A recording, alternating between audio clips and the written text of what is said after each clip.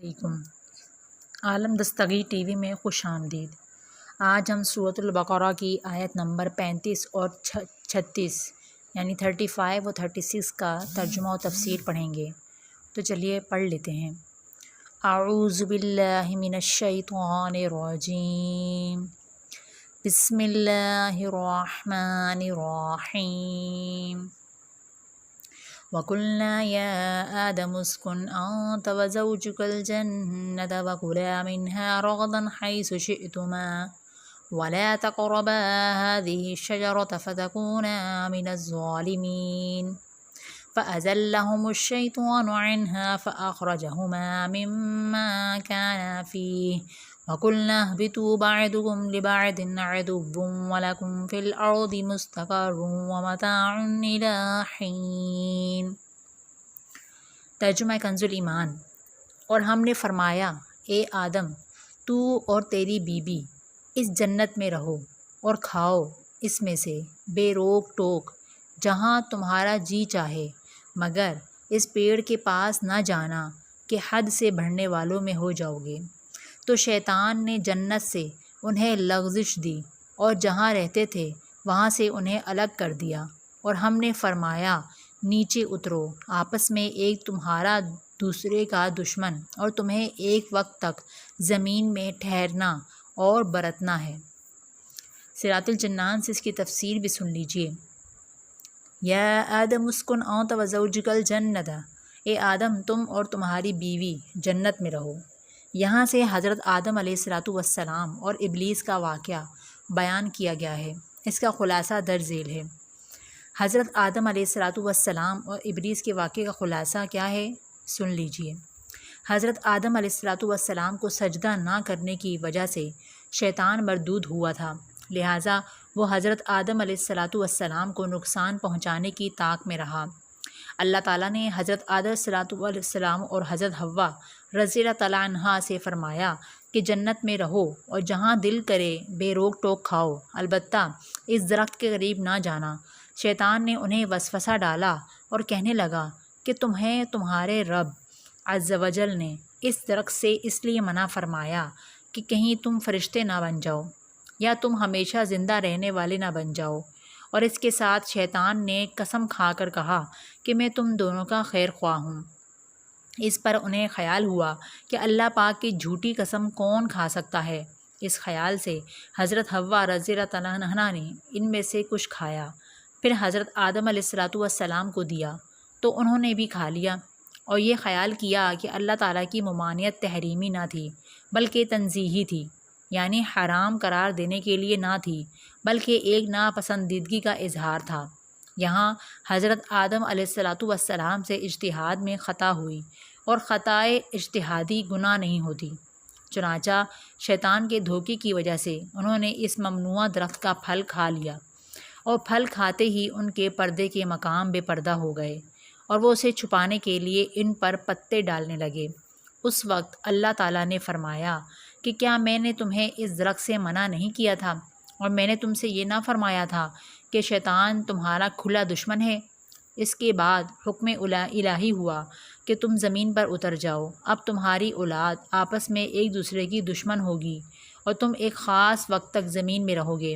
زمین پر تشریف آوری کے بعد حضرت آدم علیہ السلام ایک عرصے تک اپنی لغزش کی معافی مانگتے رہے، حتیٰ کہ آپ علیہ السلام کو اللہ تعالیٰ کی طرف سے چند کلمات سکھائے گئے۔ پھر جب آپ علیہ السلام نے ان کلمات کے ساتھ توبہ و معافی کی درخواست کی تو وہ قبول ہوئی۔ ایک اہم مسئلہ بھی اس میں آتا ہے، سن لیجیے۔ یہاں ایک اہم مسئلہ یاد رکھنا ضروری ہے، کیونکہ آج کل بے باکی کا دور ہے، اور جس کا جو جی چاہتا ہے بول دیتا ہے، یہاں تک کہ مذہبی معاملات میں اور اہم عقائد میں بھی زبان کی بے احتیاطیاں شمار سے باہر ہیں۔ اس میں سب سے زیادہ بے باکی جس مسئلے میں دیکھنے میں آتی ہے وہ حضرت آدم علیہ السلام کا جنتی ممنوعہ درخت سے پھل کھانا ہے۔ اعلیٰ حضرت امام احمد رضا خان رحمۃ اللہ تعالیٰ علیہ حنان فرماتے ہیں، غیر تلاوت میں اپنی طرف سے حضرت آدم علیہ السلام کی طرف نافرمانی و گناہ کی نسبت حرام ہے۔ ائمہ دین نے اس کی تصریح فرمائی، بلکہ ایک جماعت علماء کرام نے اسے کفر بتایا ہے۔ لہٰذا اپنے ایمان اور قبر و آخرت پر ترس کھاتے ہوئے ان معاملات میں خاص طور پر اپنی زبان کو قابو رکھیں۔ وَلَا تَقْرَبَا، اور قریب نہ جانا۔ آیت میں اصل ممانعت درخت کا پھل کھانے کی ہے، لیکن اس کے لیے فرمایا کہ قریب نہ جانا۔ اس طرز خطاب سے علماء نے یہ مسئلہ نکالا ہے کہ اصل فعل کے ارتکاب سے بچانے کے لیے اس کے قریب جانے سے بھی روکنا چاہیے۔ جیسے بچے کے سیڑھیوں سے گرنے کا اندیشہ ہوتا ہے تو اسے صرف سیڑھیوں پر کھڑا ہونے سے منع نہیں کرتے، بلکہ سیڑھیوں کے قریب بھی نہیں جانے دیتے۔ اسی طرح بیسیوں کاموں میں علماء کرام اسی اندیشے سے منع فرماتے ہیں کہ کوئی فعل بذات خود منع نہیں ہوتا، لیکن اگر لوگ اس کے قریب جائیں گے تو ممنوع کا ارتکاب کر بیٹھیں گے۔ جیسے عورتوں کو قبرستان جانے سے منع کرنے میں یہی حکمت ہے۔ اسی سے پیر اور مشائخ کے فعل کا استدلال ہو سکتا ہے کہ وہ مریدوں کی تربیت کے لیے بعض اوقات کسی جائز کام سے بھی روک دیتے ہیں، کیونکہ وہ جائز کام کسی برائی تک پہنچنے کا ذریعہ بن سکتا ہے۔ فَتَكُونَا مِنَ الظَّالِمِينَ، ورنہ تم زیادتی کرنے والوں سے ہو جاؤ گے۔ ظلم کا معنی ہے کسی شے کو اس کی اپنی جگہ کے علاوہ کسی اور جگہ رکھنا، اور یہاں آیت میں ظلم خلاف اولیٰ کے معنی میں ہے۔ انبیاء کرام علیہ السلام کو ظالم کہنے والے کا حکم۔ یاد رہے کہ انبیاء کرام علیہ السلام کو ظالم کہنا گستاخی اور توہین ہے، اور جو انبیاء کرام علیہ السلام کو ظالم کہے وہ کافر ہے۔ اللہ تعالیٰ مالک اور مولا ہے، وہ اپنے مقبول بندوں کے بارے میں جو چاہے فرمائے۔ کسی دوسرے کی کیا مجال کہ وہ انبیاء کرام علیہ السلام سے متعلق کوئی خلاف ادب کلمہ زبان پر لائے اور اللہ تعالیٰ کے اس طرح کے خطابات کو اپنی جرأت و بے باکی کی دلیل بنائیں۔ اس بات کو یوں سمجھیں کہ بادشاہ کے ماں باپ بادشاہ کو ڈانٹیں، اور یہ دیکھ کر شاہی محل کے جمیندار بھی بادشاہ کو انہی الفاظ میں ڈانٹنے لگے تو اس احمق کا کیا انجام ہوگا۔ ہمیں تو انبیاء کرام علیہ السلام اور محبوبان خدا کی تعظیم و توقیر اور ادب و اطاعت کا حکم دیا گیا، اور ہم پر یہی لازم ہے۔ انبیاء علیہ السلام کا عصمت کا بیان سن لیجئے۔ یہ بھی یاد رہے کہ انبیاء کرام علیہ السلام معصوم ہوتے ہیں اور ان سے کوئی گناہ سرزد نہیں ہوتا۔ ان کے معصوم ہونے پر بھی بیسیوں دلائل ہیں، یہاں پر صرف 3 دلائل میں آپ کو بتا رہی ہوں۔ نمبر 1، انبیاء کرام علیہ السلام اللہ تعالیٰ کے چنے ہوئے اور مخلص بندے ہیں، جیسا کہ اللہ تعالیٰ نے حضرت ابراہیم، حضرت اسحاق اور حضرت یعقوب علیہ السلام کے بارے میں واضح طور پر ارشاد فرمایا، اِنَّا أَخْلَصْنَاهُمْ بِخَالِصَةٍ وَذِكْرِ الدَّارِ، سورہ صاد آیت نمبر 42۔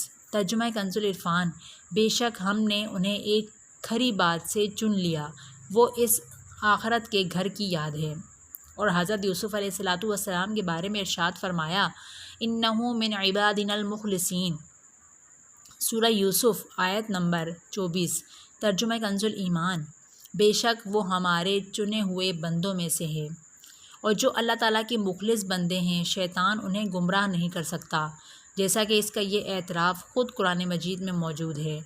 قَالَ فَبِعِزَّتِكَ لَأُغْوِيَنَّهُمْ أَجْمَعِينَ إِلَّا عِبَادَكَ مِنْهُمُ الْمُخْلَصِينَ، سورہ صاد آیت نمبر 83 تا 72۔ ترجمہ کنز الایمان، اس نے کہا، تیری عزت کی قسم ضرور میں ان سب کو گمراہ کر دوں گا مگر جو ان میں تیرے چنے ہوئے بندے ہیں۔ اس سے معلوم ہوا کہ انبیاء کرام علیہ السلام پر شیطان کا داؤ نہیں چلتا کہ وہ ان سے گناہ یا کفر کرا دے۔ نمبر 2، گناہ کرنے والا مذمت کیے جانے کے لائق ہے، جبکہ انبیاء کرام علیہ السلام کے بارے میں اللہ تعالیٰ نے مطلقاً ارشاد فرمایا، وَإِنَّهُمْ عِنْدَنَا لَمِنَ الْمُصْطَفَيْنَ الْأَخْيَارِ، سورہ صاد آیت نمبر 47۔ ترجمہ کنز الایمان، اور بے شک وہ ہمارے نزدیک بہترین چنے ہوئے بندوں میں سے ہیں۔